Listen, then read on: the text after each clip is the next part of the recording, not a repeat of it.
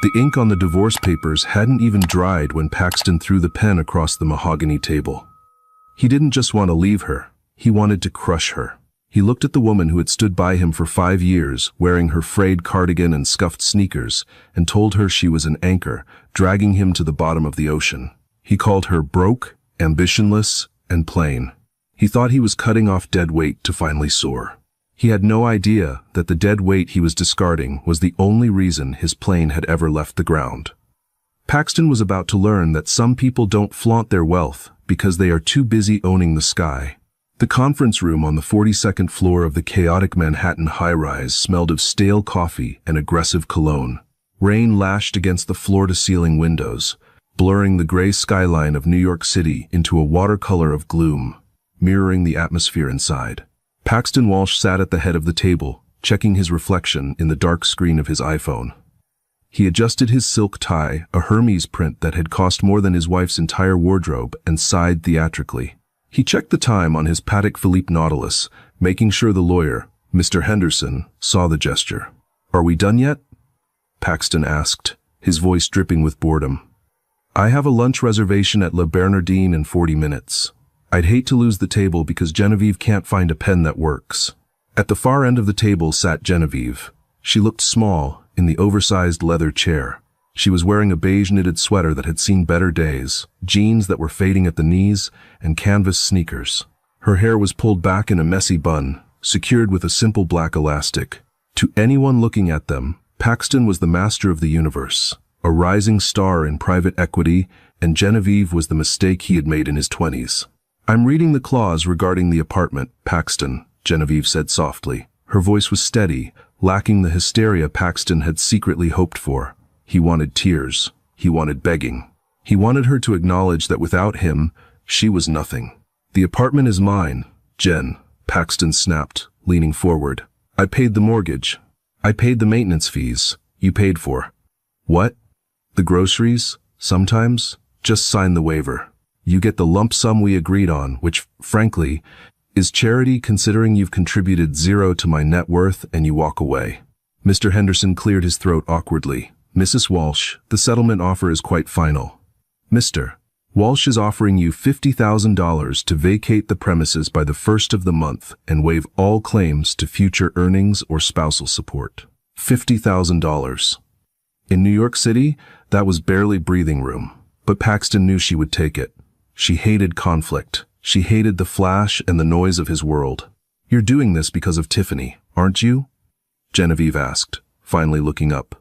Her eyes were a piercing green, the only sharp thing about her soft demeanor. Paxton scoffed, leaning back and crossing his arms. "I'm doing this because I've outgrown you, Genevieve. Look at you. Look at me." He gestured to his bespoke suit. "I'm closing deals with Fortune 500 companies. I need a partner who fits the part. Someone who can host a gala, not someone who thinks dressing up means wearing a clean t-shirt. You're stagnant. You're broke, General.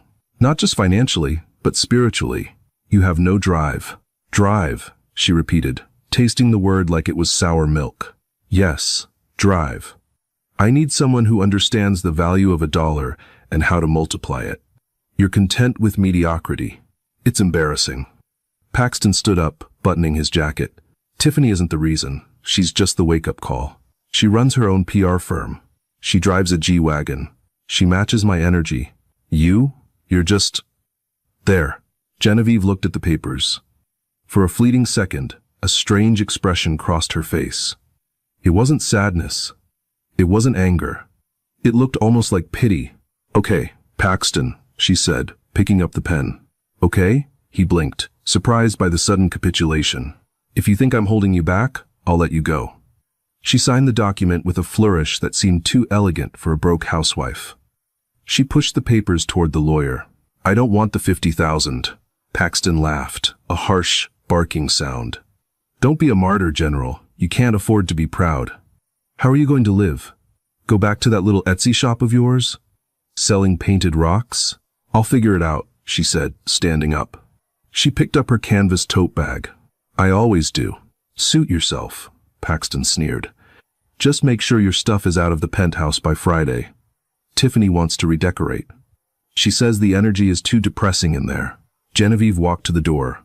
She paused with her hand on the brass handle. She didn't look back. Good luck with the merger, Paxton. I heard the Sterling Group is notoriously difficult to please. Paxton froze. He hadn't told her about the Sterling Group deal. That was the biggest deal of his career, a takeover that would launch him into the 8-figure club. How did she know? I read it in the paper, she added quickly, as if reading his mind, before slipping out the door. Paxton shook his head, dismissing the momentary unease. She reads the Financial Times? Please. She probably saw the logo on my iPad. He turned to his lawyer, a shark-like grin spreading across his face. It's done. I'm free. He walked out of the office and into the elevator, checking his phone. A text from Tiffany popped up. Did the deadweight drop? Dinner at Nobu tonight to celebrate? Paxton typed back. Signed, sealed, delivered. Order the most expensive steak they have. He didn't know it yet, but he had just signed away his safety net. 3 months had passed since the divorce was finalized. For Paxton, life was a blur of high-end restaurants, bottle service at marquee clubs, and the intoxicating rush of unchecked freedom. Tiffany was exactly the kind of ornament he had always wanted. She was loud, she was flashy, and she demanded attention. He loved the way men looked at him when she walked into a room on his arm, dripping in the jewelry he had bought her on credit. He ignored the mounting American Express bills. He was Paxton Walsh. The Sterling Group deal was approaching, and once that commission hit, the debt would vanish like smoke. It was a Tuesday afternoon when Paxton saw her again. He was walking down Fifth Avenue with Tiffany, heading toward Tiffany & Co., a destination she found amusingly eponymous, to look at engagement rings. It was raining again, a cold, biting drizzle that made the city feel hostile. Ugh, this weather is hideous, Tiffany complained, pulling her faux fur coat tighter. We should have taken the car, Paxton. The driver was 5 minutes away, Tiff. Walking builds character, Paxton joked, though he was annoyed that the rain was spotting his Italian loafers. They were waiting at a crosswalk when a bus pulled up, splashing a murky puddle onto the sidewalk. The doors hissed open, and a crowd of commuters spilled out. Gross, Tiffany muttered, stepping back. And then Paxton saw her. Genevieve. She was stepping off the bus, struggling with 2 large, reusable grocery bags that looked heavy. She was wearing a yellow raincoat that was at least 3 sizes too big, and rain boots that were covered in mud. She looked exhausted. Her hair was wet, plastered to her forehead. Paxton felt a surge of vindication so potent it almost felt like a drug. Look, he whispered to Tiffany, nudging her. Look who it is. Tiffany squinted. Who? The bag lady? That is my ex-wife. Tiffany gasped, covering her mouth with a manicured hand. No way. That?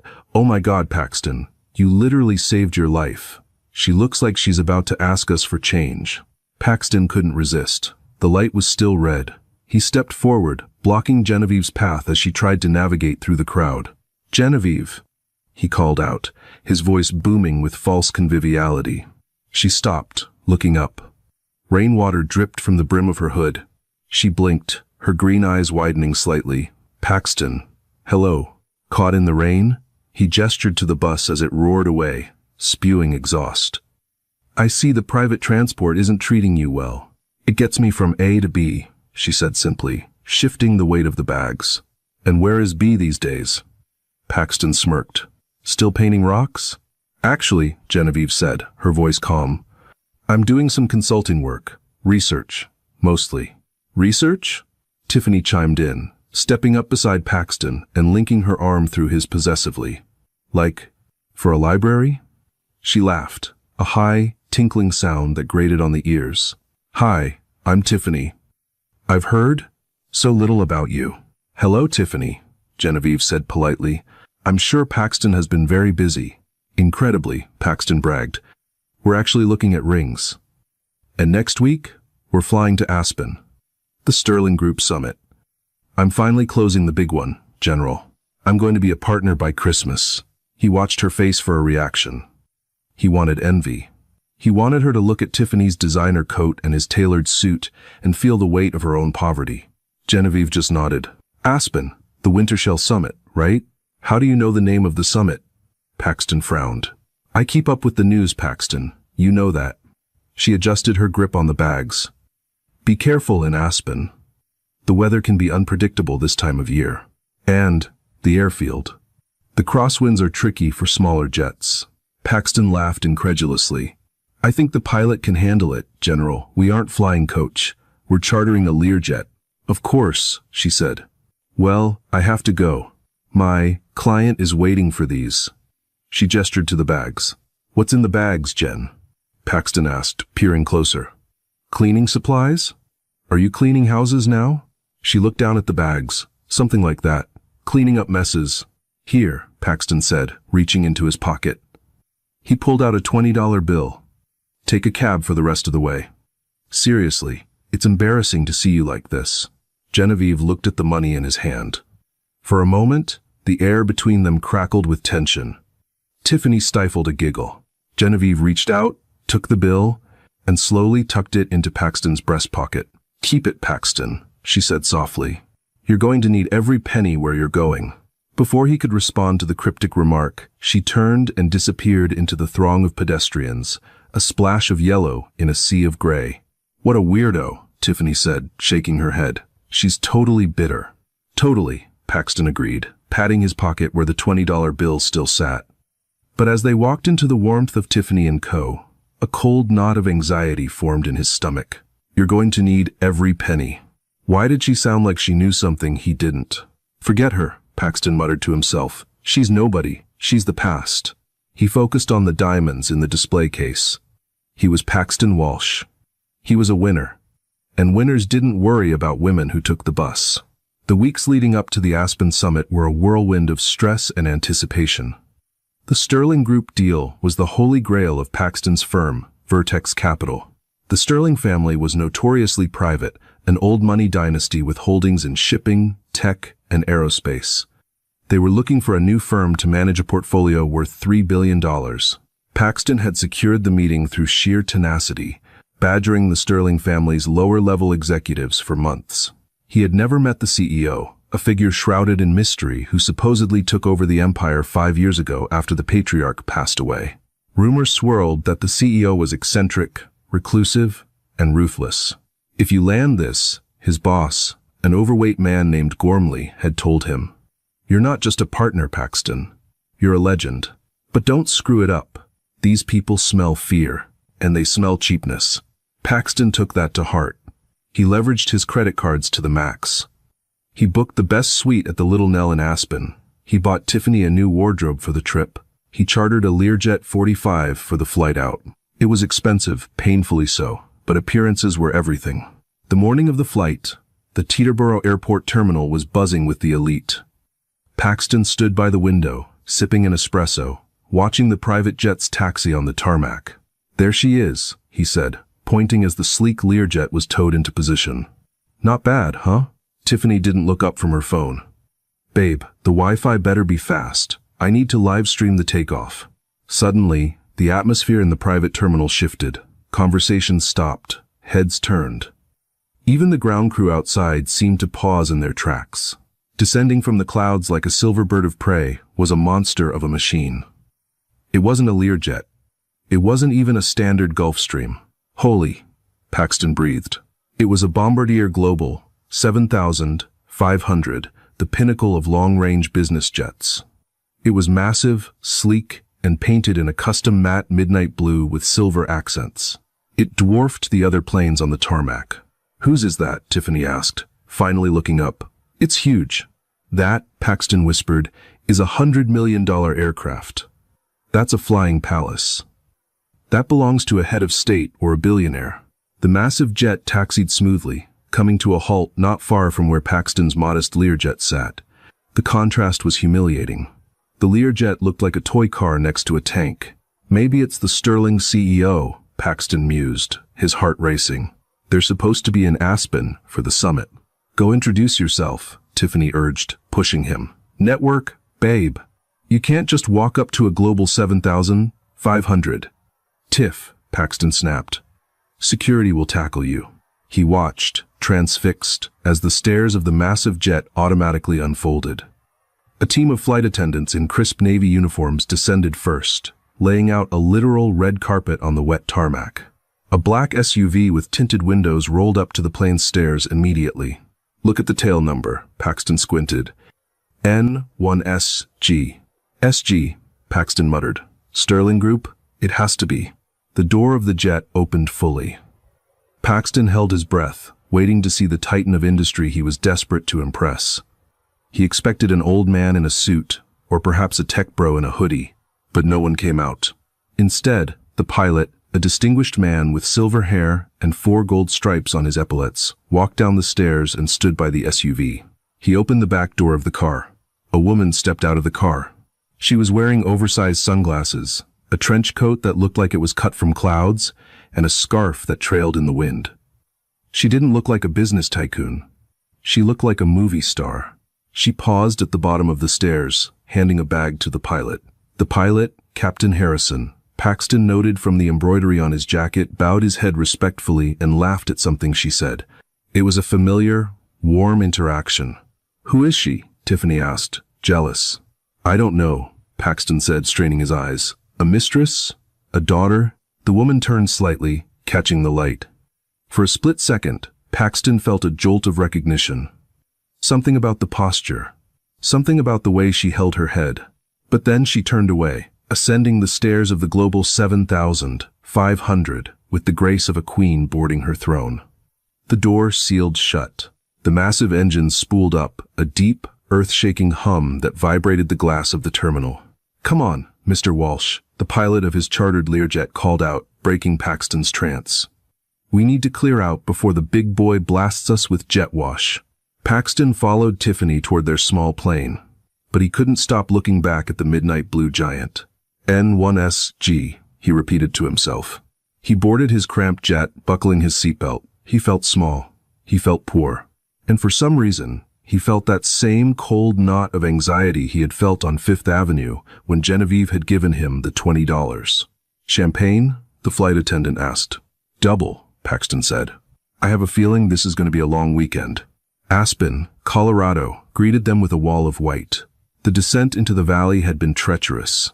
The small Learjet had bucked and swayed in the crosswinds, causing Tiffany to spill her mimosa and scream twice.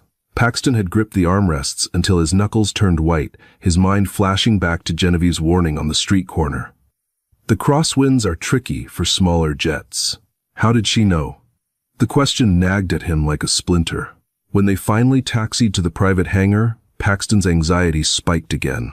The massive midnight blue Global 7500 was parked in the premier spot, hooked up to ground power, looking like a sleeping beast. A fleet of black Cadillac Escalades surrounded it, men in earpieces moving with military precision. "Who is that?" Tiffany whined, shivering in her thin leggings as they stepped onto the snowy tarmac. "They're taking up all the space." "Quiet, Tiff," Paxton hissed. "That's power, real power. Try not to stare." They took the courtesy shuttle to the Little Nell, the only 5-star, ski-in, ski-out hotel in Aspen. Paxton had stretched his credit limit to the breaking point to book a junior suite, hoping the address would impress the Sterling executives. The lobby was a warm, golden-lit haven smelling of pine, expensive leather, and wood smoke. Paxton strode to the reception desk, slapping his platinum Amex on the marble. "Paxton Walsh, checking in." The concierge, a young man with a flawless smile, typed for a moment and then frowned. "Ah, Mr. Walsh, yes. We have you in, room 204. A lovely courtyard view." Paxton froze. "Courtyard? I booked a mountain view suite. I need the balcony facing the slopes. I'm afraid we had to reallocate some inventory due to a VIP buyout of the top 2 floors, the concierge said apologetically. "We are fully committed." "A buyout?" Paxton's voice rose. "Do you know who I'm here to meet?" "The Sterling Group." "I need to look the part." The concierge lowered his voice, leaning in. "Mr. Walsh, the Sterling Group is the one who bought out the penthouse in the floors below. The CEO requires absolute privacy. Her security team locked down the best suites 3 months ago." "Her. The CEO is a woman?" Paxton asked, surprised. He had assumed the successor was a son or a nephew. "Yes, sir. Very private. Very specific tastes." The concierge slid the key card across the desk. "Enjoy your stay." Paxton grabbed the key, fuming. He walked past the bar, where captains of industry were sipping 20-year-old scotch. He felt like an imposter. He dragged his Rimowa suitcase toward the elevator, Tiffany trailing behind him, complaining about the lack of bellboys. That evening, the welcome mixer was held in the hotel's private ballroom. This was it. The proving ground. Paxton dressed in his tuxedo, checking his reflection. He looked good, sharp, successful. He gave himself a pep talk in the mirror. You are a partner at Vertex. You generated $4 million in revenue last year. You belong here. He didn't mention to his reflection that he was currently carrying $80,000 in credit card debt and paying alimony to a woman he despised. The ballroom was glittering with chandeliers and filled with the murmur of billionaires. Paxton worked the room, clutching a crystal tumbler of whiskey. He saw faces he recognized from the Wall Street Journal. There was the CEO of Techstar. There was the founder of Redline Shipping. And then, a hush fell over the room. The double doors at the far end swung open. Security guards in black suits stepped in first, scanning the crowd. Is that her? Tiffany whispered, clutching Paxton's arm. The Dragon Lady? A woman entered. She was surrounded by a phalanx of advisors, so it was hard to see her clearly. She wore a backless emerald green gown that shimmered like liquid money. Her hair was styled in an elegant, intricate updo. She moved with a fluidity that commanded attention without demanding it. She didn't stop to chat. She moved straight toward the VIP section, a roped-off area raised slightly above the rest of the floor. Paxton stood on his toes, trying to catch a glimpse of her face. He saw the back of her neck, the flash of diamonds at her throat. She looks familiar, Paxton muttered, the alcohol buzzing in his head. Everyone looks familiar to you. Tiffany scoffed, bored. Can we go? The vibe here is too stiff. I want to go to the club downtown. We are not going to a club, Tiffany.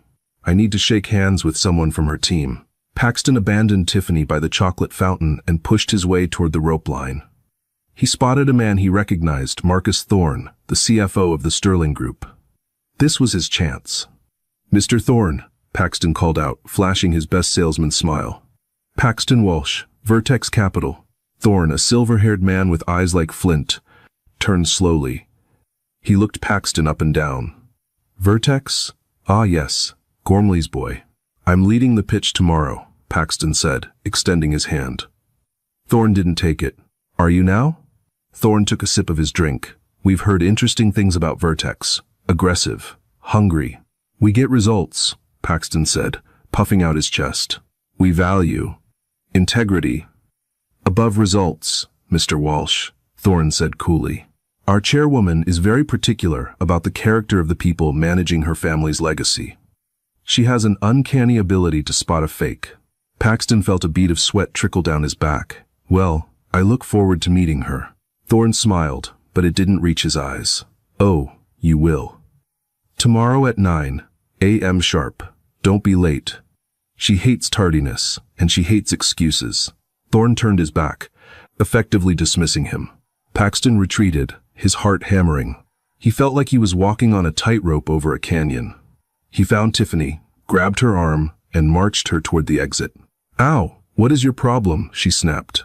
We're going to bed, Paxton growled. I need to be perfect tomorrow. My life depends on it. As they waited for the elevator, Paxton looked back at the VIP section. The woman in the green dress turned slightly. For a second, he saw her profile. A shiver went down his spine. It couldn't be. The nose, the chin. It looked exactly like Genevieve. But Genevieve was in New York, probably eating ramen in a studio apartment. This woman was dripping in diamonds worth more than Paxton's entire existence. It's just the stress, he told himself. Get a grip, Walsh. The conference room the next morning was more like a tribunal. The long table was made of black marble, polished to a mirror shine. The windows looked out over the pristine, snow-covered Rockies, but the temperature inside the room felt colder than the air outside. Paxton sat on the left side of the table, flanked by two junior analysts from his firm who looked terrified. He had his presentation loaded on the iPad, his charts perfected, his opening lines rehearsed. On the right side sat the Sterling Group executives, Marcus Thorne, the legal counsel and the head of operations. But the chair at the head of the table, the throne, was empty. The chairwoman will be joining us shortly, Thorne said, checking his watch. She is concluding a call with the Prime Minister of Japan. Paxton swallowed hard. The Prime Minister. He adjusted his tie. His hands were shaking slightly. He hid them under the table. The heavy oak doors opened. "All rise," a security guard announced, as if it were a court of law. Everyone stood up. Paxton smoothed his jacket, his eyes glued to the door. The click-clack of heels on the hardwood floor echoed like gunshots. First came the scent, a subtle mix of jasmine and expensive vanilla.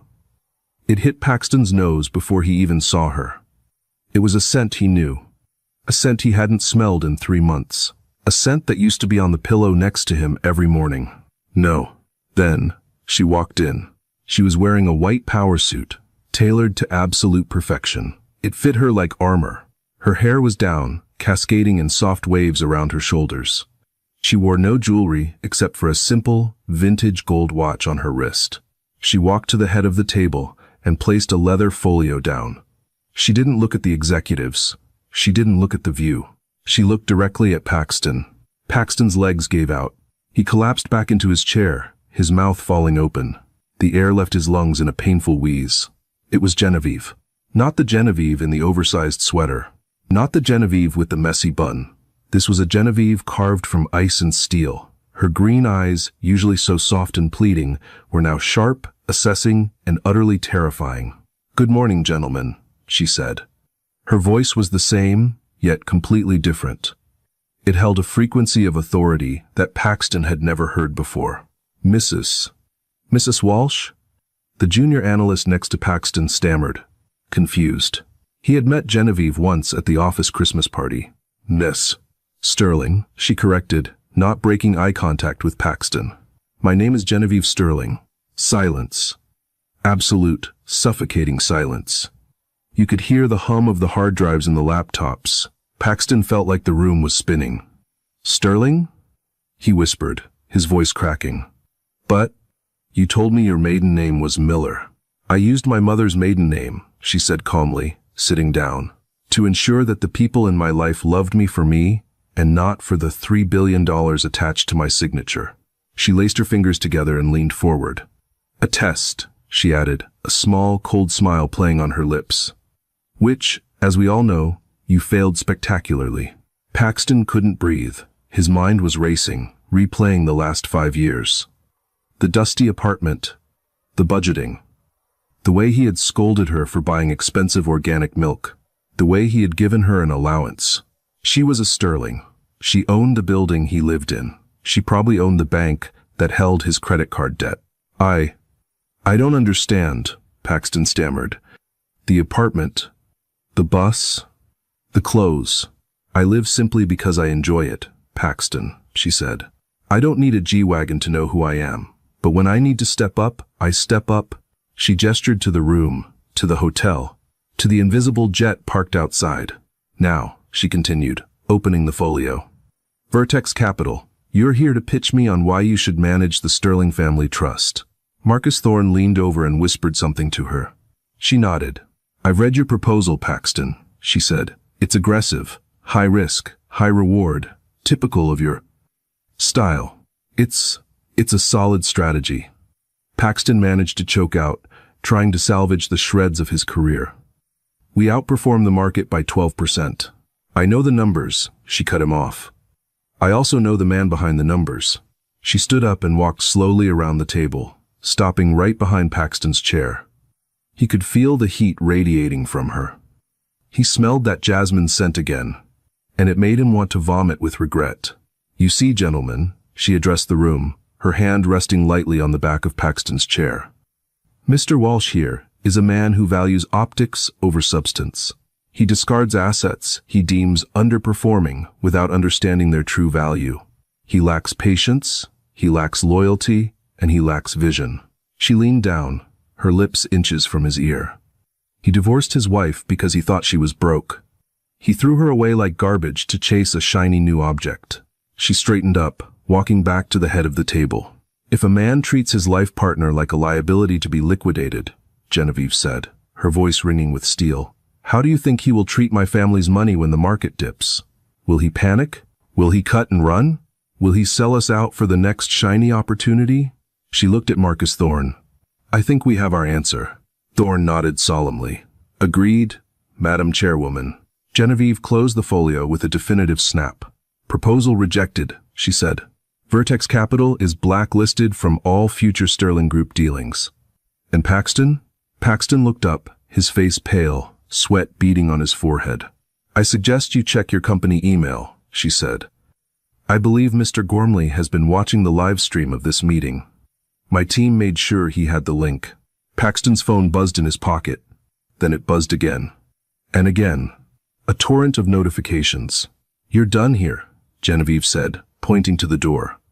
Get out of my boardroom. And get out of my town. Paxton stood up, his legs trembling. He grabbed his iPad. He didn't look at his colleagues. He couldn't look at Genevieve. He walked to the door, a broken man. Just as he reached the handle, Genevieve spoke one last time. Oh, and Paxton? He paused, not turning around. That $20 I gave you in New York? He remembered the bill he had scoffed at. I hope you kept it, she said, because the ride down from the mountain is expensive, and I just canceled your company credit card. Vertex is a subsidiary of a bank I acquired this morning. The blood drained from Paxton's face. He opened the door and stumbled out into the hallway, the sound of his own destruction ringing in his ears. The hallway outside the boardroom felt endless, a tunnel of shame stretching out before Paxton. His phone was vibrating so violently in his pocket it felt like a second heartbeat. He finally pulled it out. Incoming call. Gormley. Paxton stared at the screen. He knew he shouldn't answer, but habit forced his thumb to slide across the glass. Gormley. Listen, I can explain. Paxton started, his voice trembling. You're fired. Gormley's voice was a low growl, devoid of the usual bluster. Don't come back to the office. Don't log in. Security is already packing your desk into a box. You embarrassed me, Walsh. You embarrassed the firm in front of the biggest capital holder in the hemisphere. But, and Paxton? Gormley added, a cruel edge to his voice. I just got off the phone with legal. That non-compete clause you signed? We're enforcing it. You won't work in finance in New York for 2 years. Good luck flipping burgers. The line went dead. Paxton leaned against the wall, sliding down until he hit the floor. He was hyperventilating, blacklisted, unemployed, broke. He needed to get to the room. He needed to get Tiffany. They had to leave before. He scrambled up and ran to the elevators, ignoring the strange looks from the hotel staff. When he burst into the suite, he expected to find Tiffany lounging on the bed, scrolling through Instagram. Instead, the room was a whirlwind of activity. Suitcases were open. Tiffany was throwing clothes into them with frantic speed.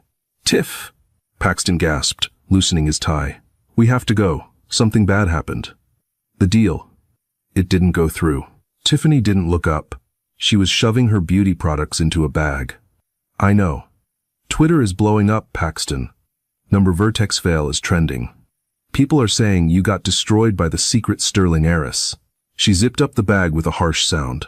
She finally turned to look at him, her eyes cold and calculating. You told me you were going to be a partner, she said, her voice dripping with accusation. You told me you were rich. I will be, Paxton pleaded, grabbing her arm. This is just a setback. I can fix this.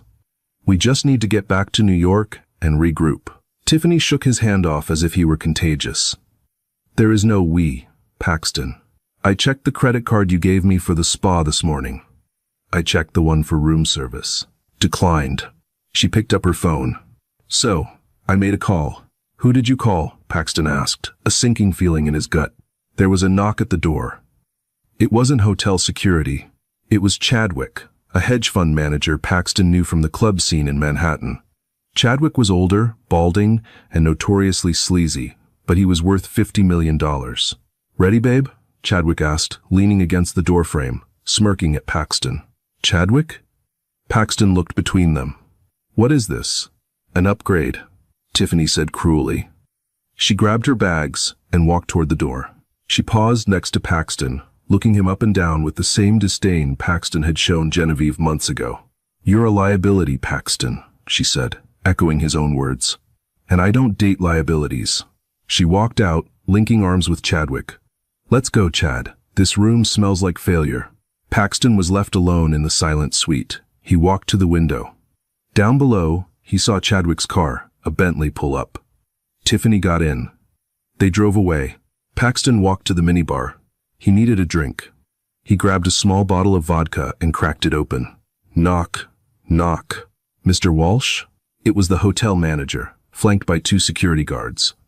We've been informed that the credit card on file has been reported as compromised by the issuing bank. We need you to settle the bill immediately, or we will have to escort you off the premises. How much is it? Paxton whispered. For the suite, the room service, and the spa treatments, Miss Tiffany ordered this morning. $11,000. Paxton laughed. It was a manic, broken sound. He reached into his pocket. He pulled out his wallet. It was empty of cash. His cards were plastic bricks. Then, his fingers brushed against something crinkled in his breast pocket. The $20 bill. The bill Genevieve had given him in the rain. He pulled it out and stared at Andrew Jackson's face. You're going to need every penny. I have $20, Paxton said, tears finally spilling over his cheeks. The manager sighed. Get his bags, boys. Put him on the street. 1 year later, the bell above the door of Stan's 24-hour eats jingled, a harsh, tinny sound that grated against Paxton's nerves like sandpaper. A blast of freezing November air accompanied the new customer, swirling with the smell of stale fryer grease and lemon-scented floor cleaner that permanently hung in the diner. Paxton Walsh, formerly a partner track executive at Vertex Capital, formerly a resident of a Manhattan penthouse, and formerly a man who wore $3,000 suits, looked down at his shoes. They were non-slip, orthopedic black loafers issued by the diner, and they were currently covered in a splatter of darker-than-dark coffee. Hey, Hollywood, table 4 needs a wipe down. You deaf? The voice belonged to Stan, the owner of the establishment, a man whose neck was wider than his head and who managed the diner with the compassion of a prison warden. I'm on it, Stan, Paxton said, his voice flat. It was a voice he had cultivated over the last 12 months, a voice designed to be invisible. He grabbed the gray, damp rag from the bucket of sanitizing solution. His hands, once manicured and soft from gripping expensive pens, were now red, chapped, and calloused. A burn scar ran across the back of his left hand, a souvenir from a splash of hot oil 3 months ago. He hadn't gone to the doctor. The deductible on his catastrophic health plan was higher than his monthly rent. As he wiped the Formica table, scrubbing at a stubborn circle of dried ketchup, Paxton's mind drifted to the phantom limb of his past life. It had been exactly 365 days since the Aspen incident. The fall hadn't been a slide. It had been a cliff dive. The Sterling Group's blacklisting had been absolute. Genevieve hadn't just closed a door. She had poured concrete over the entrance. The non-compete clause Gormley enforced was airtight, barring him from any financial institution in the tri-state area. But it wasn't just the job, it was the debts. When the salary stopped, the lifestyle didn't just pause, it collapsed. The Audi was repossessed in front of a Starbucks. The collection agencies called so often he had to change his number twice. He had sold his Patek Philippe watch for pennies on the dollar to a pawn shop in the Bronx, just to pay the security deposit on a basement studio apartment in Astoria. A room with one window that looked out onto a brick wall and a radiator that clanged like a dying engine. Coffee, black. And don't fill it to the brim. I got shaky hands, the customer at table 4 grunted. It was Mr. Henderson, not the lawyer, just a retired sanitation worker who came in every Tuesday. Sure thing, Mr. Henderson, Paxton mumbled. He walked behind the counter, the smell of burnt bacon assaulting his senses. He picked up the pot. Yo, turn that up, a guy at the counter shouted, pointing his fork at the television mounted in the corner. It's the business report. I want to see if my lottery ticket stocks are tanking. Paxton reached up and pressed the volume button on the TV, his heart doing a strange, fluttery kick in his chest. He hated the business news. It was a window into a world he had been exiled from. It was like a starving man watching a banquet through bulletproof glass. The screen flickered, showing the sleek, glass interior of the New York Stock Exchange. The anchor, a woman with perfect hair and a predatory smile, turned to the camera. Breaking news in the world of global finance, she announced, her voice crisp. The Sterling Group has just closed the largest clean energy acquisition in history, a deal valued at $4.2 billion. But the real story isn't the money, it's the woman behind the checkbook. Paxton froze. The coffee pot hovered over Mr. Henderson's mug. The image on the screen cut to a live feed from a press conference in Geneva. Flashbulbs popped like lightning storms. A sea of microphones bristled at the front of the stage. And there she was, Genevieve. Paxton felt the air leave his lungs. He hadn't seen her since that day in the boardroom. He expected her to look harder, colder, perhaps aged by the stress of running an empire. Instead, she looked luminous. She wasn't wearing the armor-like power suit from Aspen. She was wearing a soft, cream-colored turtleneck and a camel coat draped over her shoulders. Her hair was loose, catching the light. She looked accessible. She looked human. She looked like the woman he had married 5 years ago, only now, she carried herself with the terrifying confidence of someone who knows exactly who they are. "Miss Sterling," a reporter shouted from the throng. "Critics say this acquisition is too risky. They say you're pivoting away from the family's traditional conservative strategy. What do you say to the shareholders who are worried?" Paxton watched, mesmerized. He knew the old Genevieve would have shrunk from the aggression. She would have looked for him to answer. On the screen, Genevieve leaned into the microphone. She didn't blink. A small, knowing smile played on her lips. "Risk," Genevieve said, her voice echoing through the speakers of the diner, "is only a threat if you don't understand the asset. Too many people in this industry look at the surface. They look at the quarterly report, the balance sheet, the clothes someone is wearing. They judge value based on immediate return." She paused. And for a terrifying second, Paxton felt like she was looking through the camera lens, across the ocean, through the grease-stained screen of the TV, and directly into his soul. "I look for potential," she continued. "I look for resilience. The companies we acquired today have struggled. They've been undervalued. They've been called broken. But they have good bones. They have a mission. And with the right support, they won't just succeed, they will redefine the market." The crowd on the television burst into applause. "Damn," the guy at the counter whistled, chewing on a piece of toast. "She's sharp, and not bad to look at, either. That's a woman who knows what she's doing." "That's Genevieve Sterling," Mr. Henderson said, looking up from his paper. "I read about her. Her family owns half the shipping containers in Jersey. They say she took over after her husband tried to swindle her or something." Paxton's hand shook. A drop of hot coffee splashed onto the counter. "Swindle her?" The counter guy laughed. "Serious? What kind of moron tries to play a woman with that kind of juice?"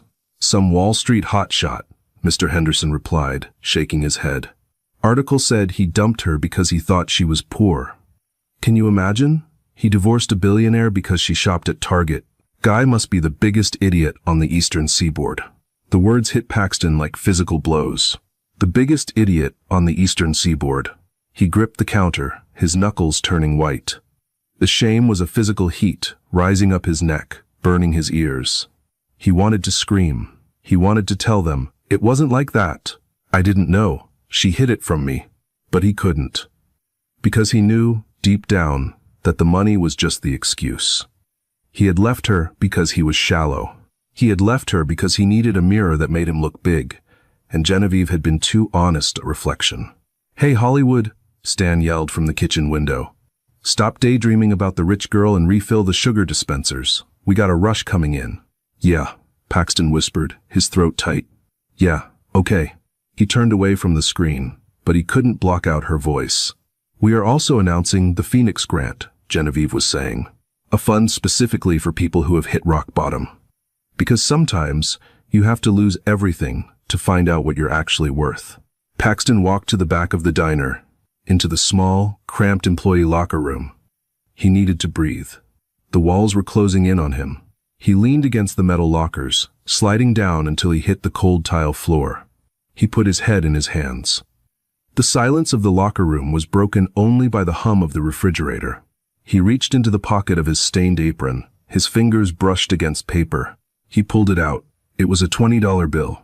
It wasn't crisp anymore. It was soft, wrinkled, and tearing at the edges. It had been in his pocket every day for a year. He had almost spent it a dozen times when he was hungry, when he needed subway fare, when he just wanted a beer to drown the noise in his head. But he never did. He smoothed the bill out on his knee. "Take a cab," he had told her. "It's embarrassing to see you like this." He remembered the look in her eyes when she handed it back. It wasn't anger. It was pity. She had known then what was coming. She had tried to warn him. "You're going to need every penny." She hadn't destroyed him. She had just let him destroy himself. She had stepped out of the way and let his own arrogance be the guillotine. The door to the locker room banged open. It was Stan. "Walsh, what are you doing? Taking a nap?" "I got a table of 6 wanting burgers." "Get your ass out there." Paxton looked up. For the first time in a year, the fog of self-pity shifted slightly. He looked at the $20 bill. Then he looked at Stan. "I'm coming, Stan," Paxton said. But his voice was different. It wasn't the flat drone of a broken machine. It was quiet, but it was steady. He stood up. He carefully folded the $20 bill and placed it back in his pocket, right over his heart.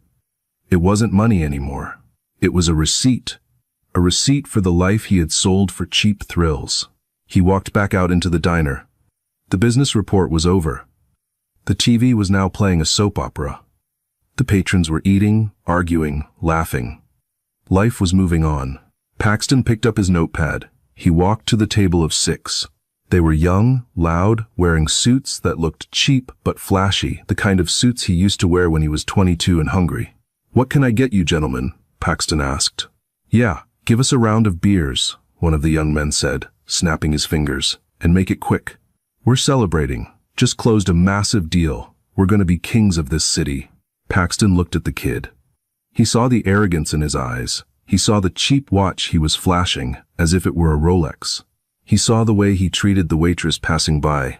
Paxton felt a strange sensation. It wasn't envy, it was sadness. "Congratulations," Paxton said softly. "Just be careful. The ride down is a lot faster than the climb up." The kid laughed, dismissing him. "Whatever, Grandpa. Just get the beers." Paxton walked away. He went to the window and looked out into the night. The rain had started again, turning the neon lights of Queens into blurry streaks of color. Far above the gritty streets, above the din of the diner and the noise of the city, a plane was crossing the sky. He could just see its blinking red lights against the darkness of the clouds. It was flying high, above the turbulence, heading somewhere expensive, somewhere far away. It might have been her. It might not have been. It didn't matter. Genevieve was in the sky. Paxton was on the ground. The balance sheet had been reconciled. He turned back to the counter, picked up the coffee pot, and went back to work. He had a long shift ahead of him, and for the first time in his life, he knew exactly what he was worth. $20 plus tips. And strangely, as he poured the coffee into the white ceramic mug, Paxton Walsh realized it was the first honest money he had ever earned. And that is the story of how Paxton Walsh learned the hardest lesson of his life. When you treat people like investments, you eventually go bankrupt. He thought he was discarding a broken stone, only to realize too late that he had thrown away a diamond. Paxton is still out there, working his way back up from zero, while Genevieve continues to soar, proving that true class doesn't scream, it whispers. If you enjoyed this story of karma and redemption, please hit that like button, it really helps the channel grow. And don't forget to subscribe and turn on notifications so you never miss a new story. Question for the comments. Do you think Paxton deserved a second chance, or was his punishment exactly what he deserved? Let me know your thoughts down below. Thanks for watching, and I'll see you in the next video.